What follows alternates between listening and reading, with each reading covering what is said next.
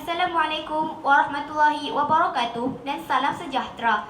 Sekalor apresiasi bab pimpinan majlis bervisi, kombinasi kehakiman penjejung kesaksamaan, delegasi guru berintegriti, proksi rakyat intelek muda dan sidang hadirin pencetus revolusi minda.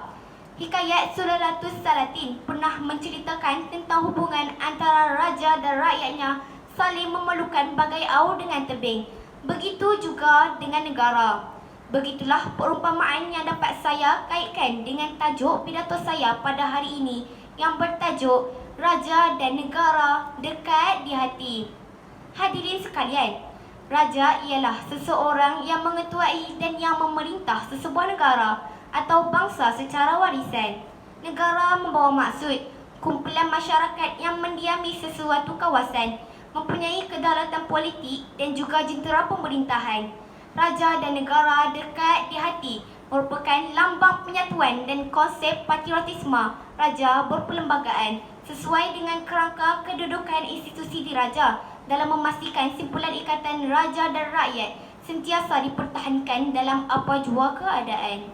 Hadirin yang saya kasihi sekalian, gagasan idea saya yang pertama ialah Raja Tunggak Perpaduan Rakyat mengambil kira kedudukan Malaysia sebagai sebuah negara majmuk. Pakar sejarah dan perlembagaan Profesor Dato' Dr. Ramlah Adam menyifatkan peranan raja dalam konteks Malaysia hari ini adalah memperkukuhkan perpaduan rakyat walaupun terdapat perbezaan dari aspek agama, kaum serta fahaman politik. Menurut akhbar Sinar Harian 2 November 2020 yang di-Pertuan Agong Al-Sultan Abdullah Riayatuddin Al-Mustafa Billah Shah mengingatkan rakyat agar terus menjaga hubungan baik antara etnik dan tidak menimbulkan isu sensitif yang boleh memecah belahkan perpaduan termasuklah penyebaran berita palsu. Baginda seringkali menegaskan supaya kepentingan dan kebajikan rakyat terus dijaga termasuk ketika krisis coronavirus di mana keperluan rakyat mencukupi serta aspek kesihatan sentiasa diberi keutamaan.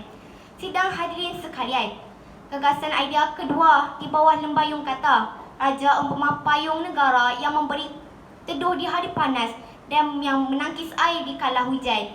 Apa yang berlaku baru-baru ini di mana keadaan politik di negara kita menjadi kompleks.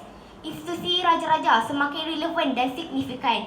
Kebijaksanaan dan kewibawaan yang di-Pertuan Agong dan Majlis Raja-Raja amatlah dihargai untuk menstabilkan politik negara demi kelangsungan pembangunan negara. Duli Yang Maha Mulia yang di-Pertuan Agong atas kedudukan baginda sebagai ketua negara sanggup mencemar duli berjumpa dengan kesemua 222 orang ahli parlimen secara berasingan. Akhirnya, setelah mendapat nasihat daripada Majlis Raja-Raja, satu keputusan dibuat seperti mana yang dititahkan dalam Majlis Peresmian Sidang Parlimen pada 18 Mei 2020.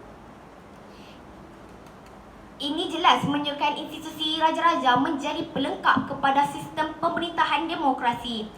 Sidang hadirin penuh santun, gagasan idea saya yang ketiga iaitu kedaulatan negara, tanggungjawab rakyat. Kedaulatan merupakan perkara asas dalam sesebuah negara. Ianya penting kerana dianggap satu aset bagi mempertahankan kemerdekaan dan ketuanan negara untuk tidak terus dijajah. Prinsip kedua dalam rukun negara iaitu kesetiaan kepada raja dan negara telah membantu menjadikan Malaysia terus maju dan sebuah negara berdaulat. Sultan Perak, Sultan Nazrin Muizzuddin Shah pernah bertitah bahawa raja umpama payung kedaulatan negeri, membolehkan sekalian rakyat bernaung di bawah pemerintahan baginda tanpa mengira bangsa dan agama.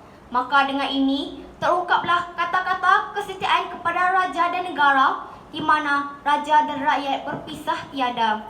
Kesimpulannya, raja dan negara umpama aur dengan tebing. Konsep raja berperlembagaan itu bersesuaian dengan kedudukan institusi diraja dalam memastikan hubungan antara raja dan rakyat dapat diperkukuhkan. Rakyat harus memainkan peranan dengan menumpahkan taat setia yang tidak berbelah bahagi kepada baginda dan negara. Seperti mana ungkapan raja dan negara dekat di hati. Sekian, terima kasih.